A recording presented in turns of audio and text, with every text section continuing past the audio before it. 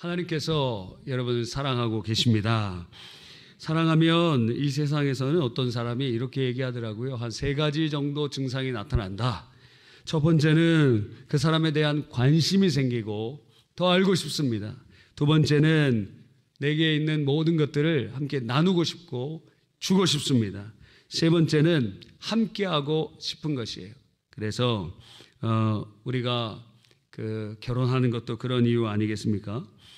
하나님께서 우리를 사랑하시는지 이 기준으로 살펴봐도 정말 하나님 우리를 사랑하신 것 같아요. 첫 번째, 하나님께서 우리에게 관심이 있으신가? 하나님은 우리에게 대해서 무척 관심이 있으십니다. 성경에 보니까 이렇게 말씀하세요. 창세기 16장 13절에 나를 살피시는 하나님 이렇게 표현되었고, 로마서 8장 27절에 마음을 살피시느니 라고 하셨고, 시편 33편 15절에 그들의 하는 일을 굽어 살피시느니 라고 말씀하셨어요. 주님께서는 우리에게 얼마나 관심이 많으신지 어떤 분은 이런 노래를 만들었습니다. 하나님의 사랑을 사모하는 자, 하나님의 평안을 바라보는 자, 너희의 모든 것 창조하신 우리 주님이 너를 얼마나 사랑하시는지. 하나님 사랑의 눈으로 너를 어느 때나 바라보시고, 하나님 인자한 귀로서 언제나 너에게 기울이시니, 어두움에 밝은 빛을 비춰주시고 너의 작은 신음에도 응답하시니, 너는 어느 곳에 있든지 주를 향하고 주만 바라볼지라.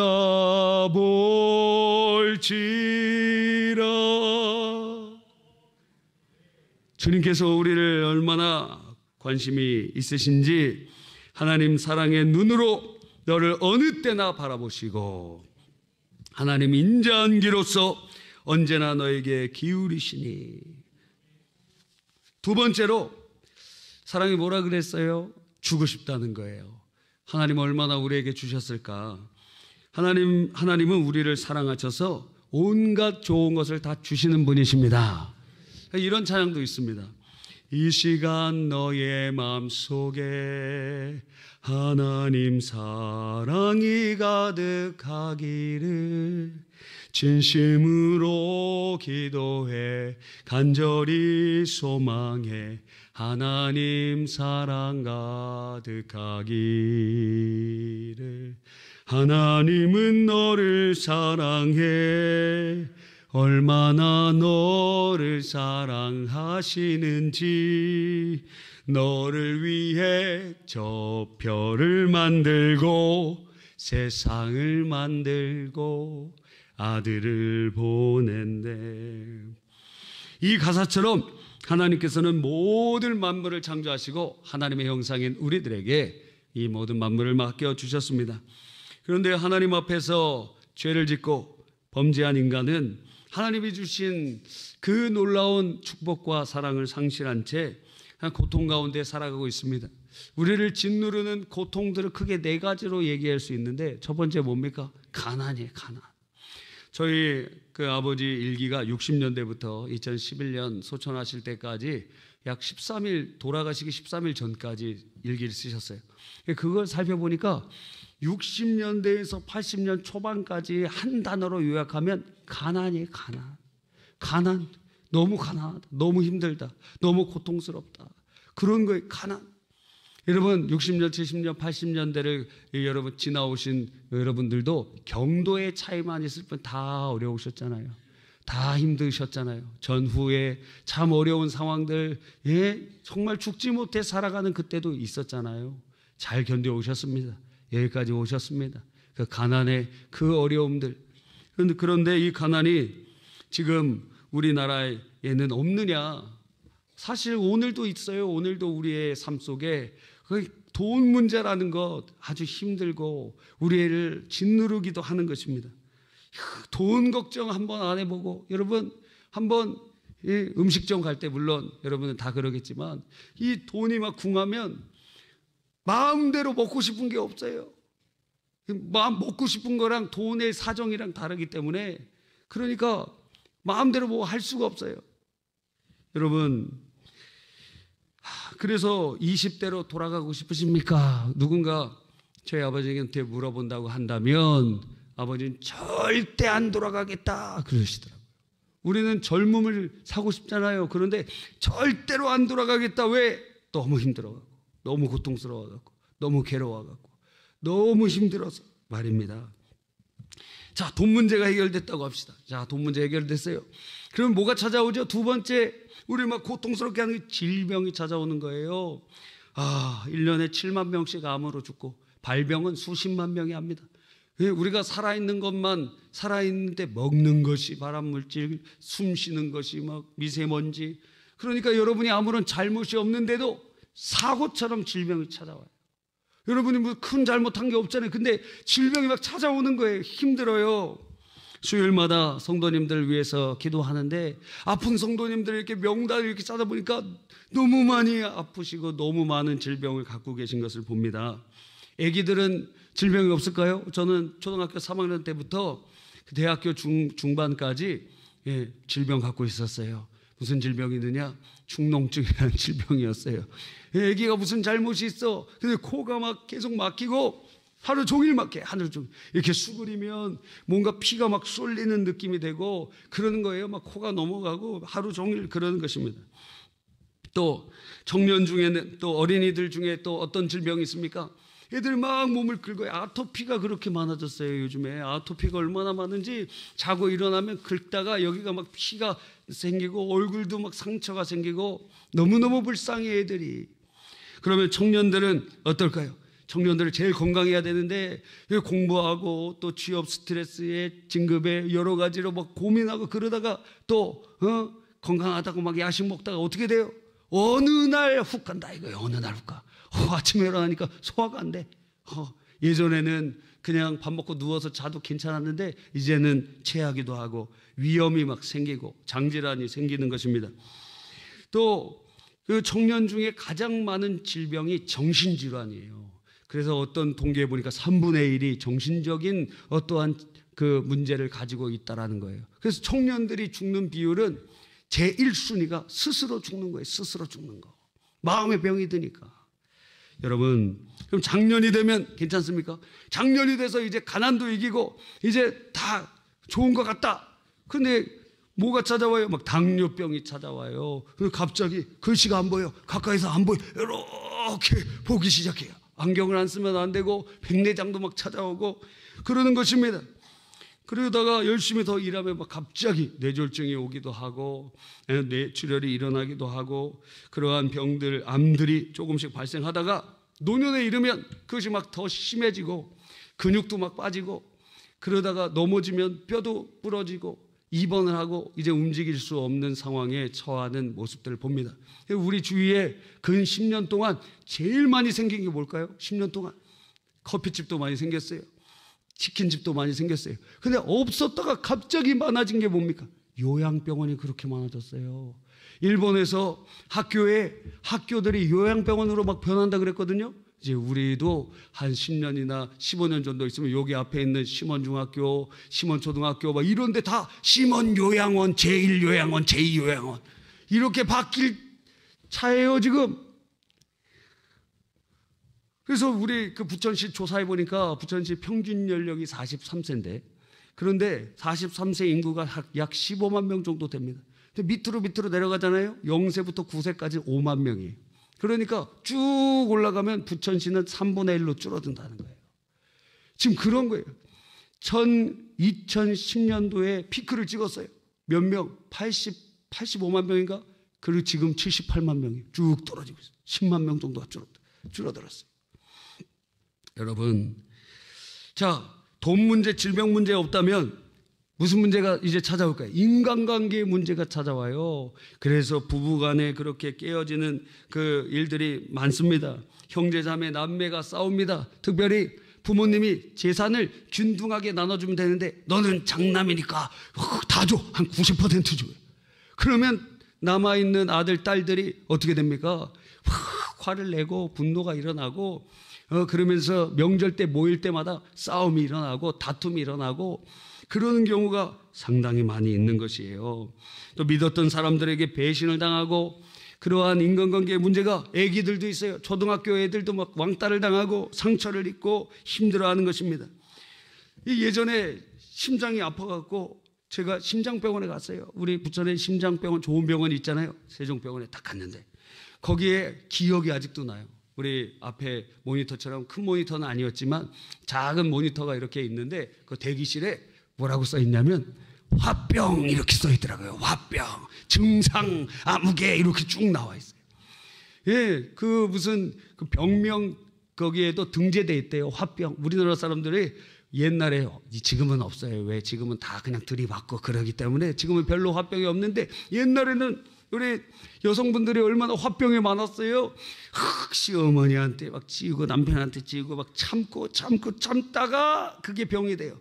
그리고 나중에 병이 된 다음에는 어떻게 돼요? 며느리 들어오면 막 며느리를 쫓는 거야. 며느리. 악의 악순환이 일어나. 예, 다 그런 건 아니지만 말입니다. 화병이 생기는 거예요. 그래서 심장에 병이 들어, 병이.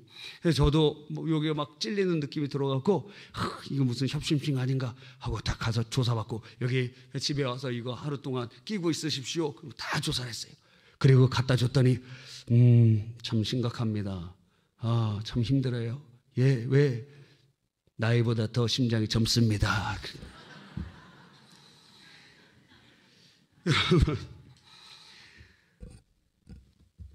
그래서 우리가 우라가 치매이기도 하고 화병이 나기도 합니다. 또 그리고 무지로 인해서 우리가 마지막 네 번째는 무지로 인해서 얼마나 고통이 많이 있습니까? 무지로 인해서 몸이 고생해요. 이런 얘기도 있잖아요. 머리 나쁘면 몸이 고생한다고. 무지로 인하여 고통이 찾아와요. 가정도 고생하고 인생도 얼마나 많은 기회를 놓쳤습니까? 여러분 한 30년 전으로 아니 20년 전으로 돌아간다면 어떻게 하겠어요? 잘 사시겠지요. 예. 그러니까 그 동안에 수많은 기회들이 지나간 것을 지나가 보니까 알겠잖아요. 근데 무지하니까 우리가 놓쳐버릴 때가 많은 거예요. 이처럼 가난, 질병, 인간관계의 깨어짐과 무지로 인한 고통이 아마 대부분 한 가지씩은 겪으셨고 이 중에 하나도 겪지 않았다 하는 분들이 있을지도 모릅니다. 그러나 우리에게 진짜 큰 게 하나 다가오고 있는데 그게 무엇입니까? 죽는다는 거예요. 저도 40이 넘어오면서 계속 테마가 무엇이냐면 죽음에 대해서 생각하게 돼요. 그래서 어떻게 잘 죽어야 될 텐데 죽음 앞에서 오늘을 정말 충실하게 살아가야 될 텐데 하는 생각을 매일매일 하고 있습니다. 그 죽음이란 게 큰 게 남았다는 거예요. 이 고난의 벽을 다 넘었는데 큰 게 남았어. 큰 게 남았어. 누구도 피할 수도 없는 큰 게 남았습니다. 교수이며 문학평론가고 초대 문화부 장관을 했던 그리고 그 88 올림픽 때 굴렁쇠 그거 있잖아요. 혹시 기억나세요? 예, 굴렁쇠 그 어떤 애가 이렇게 나와갖고 지금 제주도에 산다 그러더라고요. 지금 사진작가가 하고 있어요. 그 어린이가 와갖고 갑자기 굴렁쇠를 굴려. 여러분 어렸을 때 굴렁쇠 굴려봤어요? 전 한 번도 못 굴려봤어요. 그런데 그 굴렁쇠를 운동장에서 이렇게 굴려갑니다. 그 되게 감성적이잖아요. 뭔가 이 축제 가운데 그 모든 것이 다 그 조그만 애기한테로 집중되면서 그 굴렁쇠의 그 모습이 아직도 기억에 남아요. 그러면 걔가 마지막에 그 탁 잡더니 여기다 팔에다 딱 끼면서 저 같아. 기억나세요? 안 나시는 분은 아마 이건 기억날 겁니다. 손에 손 잡고.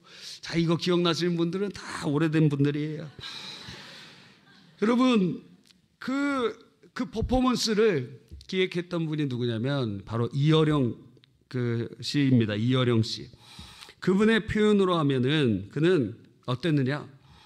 감수성이 예민한 젊은 시절부터 그냥 예수님을 안 믿는 것이 아니라 예수 믿는 분들이나 기독교 자체를 그래서 사정없이 비판해왔다.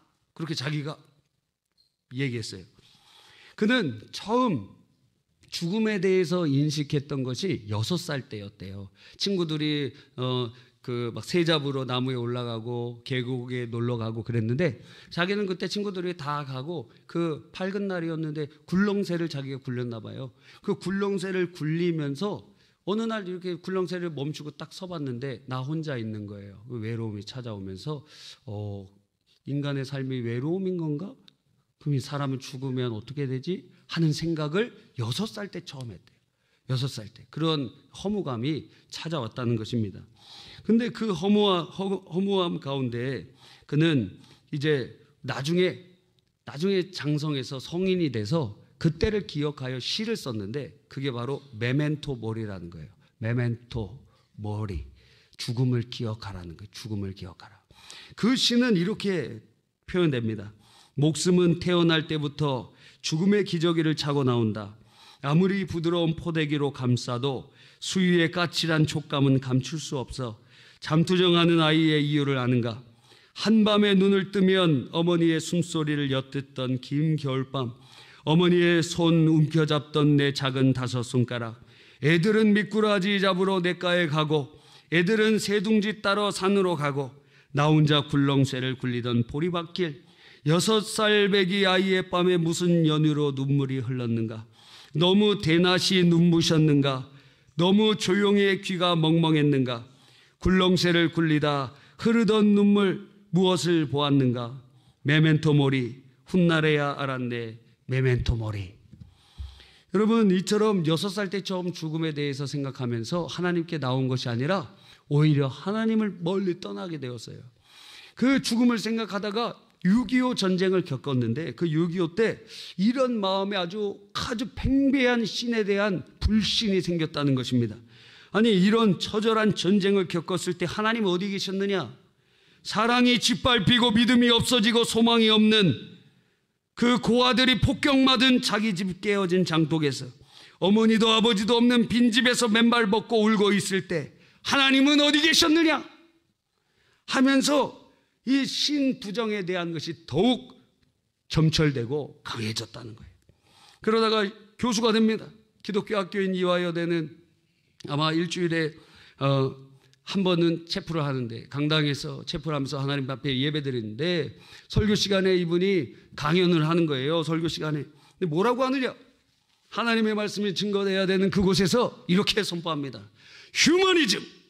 우리가 비록 죽고 최후의 심판에서 못 살아도 좋으니 내 자식, 내 아내, 사랑하는 사람 손잡고 차라리 죽는 쪽으로 가자. 그게 지옥이어도 너희들 배신 못한다. 우리는 이게 휴머니즘이다. 부족한 대로 우리는 그렇게 살자. 하나님 없으면 어떠냐? 우리까지 살자. 이상하지 않냐? 서로 불쌍한 사람끼리 끌어안지. 왜 서로 죄인이라고 하고 양떼가 어떻게 자꾸 그러냐? 우리끼리 살자. 그러면서 예배 시간에 아예 그렇게 아주 이야기를 하는 거예요. 뭐라고요? 하나님 안 계시고 우리끼리 사랑하면서 사는 거, 그게 우리의 삶이고 진짜 좋은 삶이고 휴머니즘의 선봉에 서게 되는 것입니다. 이러한 모습 가운데도 장관도 되고 막 승승장구하게 됩니다. 그러던 이제 노년에 이르렀는데 자기 딸이 있었어요. 금지 500 같은 딸이 있었습니다. 좋은 학교에서 올레이를 받고 3년 만에 조기 졸업하고 이제 미국으로 가서 미국에서 검사가 되고 그 다음에 변호사가 되었어요. 잘 나가고 지적이고 아주 탁월한 딸이었는데 그런데 어느 날 시력이 점점 없어지고 망막에 손상을 입어갖고 어디 설거지하다가 막 탁 놓치고 깨트리고 안 보이니까 이제 운전도 못하고 시각이 아예 가려지게 된 것입니다. 이제 소경이 되어 가는 것이. 근데 그 딸이 예수님을 만났어요. 그래서 이렇게 얘기합니다. 나는 눈을 잃어도 다른 눈이 생겼어요. 이제는 육안의 버렸어도 내가 볼 수 없었던 것을 보게 되니까 하나님께 감사합니다. 아빠, 나는 괜찮아요. 근데 그 아빠 이어령 씨가 너무 안타까워서 안 돼. 우리 한국 가자. 한국 가서 다시 한번 해보자 하고 그렇게 막 하는데도 눈은 안 보여요. 지금 망막이 손상이 되었어요. 예, 그러니까 그러면 아빠, 내가 아버지를 위해서 눈이 나았으면 좋겠어요. 내가 아니라 아버지의 슬픈 마음을 달래주고 싶어요. 그 딸이 그렇게 얘기하는 거예요. 귀한 딸이죠. 그러는 과정 가운데 이여령 씨는 작은 교회, 하와이에 있는 어떤 작은 교회, 원주민들이 다니는 작은 교회에 거기 가서 이제 처음으로 진지하게 기도하게 됩니다. 이렇게 기도해요. 나는 아직 하나님을 믿지 못합니다. 그러나 증거를 보여주세요. 내가 이렇게 사랑하는 딸인데 저 아이 앞으로 내 웃는 모습, 그리고 슬퍼하는 얼굴, 반기는 얼굴 못 본다면, 차라리 죽으면 몰라도 살아서 내 얼굴을 모른다면, 자기를 행복하게 바라는 아버지의 얼굴을 모른다면, 이게 도대체 말이 되는 말입니까? 차라리 처음부터 앞을 못 보지. 그러니 하나님, 한 번만 기적을 내려주세요. 지금까지 하나님 욕하고 못된 짓 많이 했는데 내가 계약한 건 아니지만 얘만 고쳐주시면 얘는 내 사랑입니다. 평생 나는 내 먹을 것, 내 명예, 내 돈, 내 권력, 그 잘난 인기, 그게 최고인 줄 알고 살았던 사람입니다. 지금 무너집니다. 얘 앞에 나는 아무 힘이 없습니다. 내가 기가 막힌 베스트셀러를 쓰면 뭐합니까? 시를 쓰면 뭐합니까? 이 앞으로 요만큼도 못 더디는데 아비로서 사랑을 주게 하소서. 한 번만 기적을 베풀어 주소서. 그러면 당신의 종으로 내가 가진 게 입하고 손밖에 없습니다. 말하는 재주와 글 쓰는 재주밖에 없으니 이건 앞으로 당신이 쓰옵소서. 그렇게 진심으로 처음 기도한 거예요. 그런데 한 달 후에 한국에 와서 병원에 진단을 받으니까 그 딸이 나았다는 거예요. 그 후로부터 믿음이 생기기 시작하고 세례도 받고, 그러면서 신앙 고백하는 강연과 그러한 일들을 하게 되었습니다. 결국 88세에 주님의 품에 안기게 되었죠. 그가 남긴 시 중에 어느 무신론자의 기도 두 번째 그 시가 있습니다. 이렇게 그는 이 시를 통하여 고백하는 것이죠. 당신이 부르기 전에는 아무 소리도 들리지 않았습니다. 당신이 부르기 전에는 아무 모습도 보이지 않았습니다. 하지만 이제는 아닙니다. 어렴풋이 보이고 멀리서 들려옵니다. 어둠의 벼랑 앞에서 내 당신을 부르면 기척도 없이 다가서시며 네가 거기 있었느냐?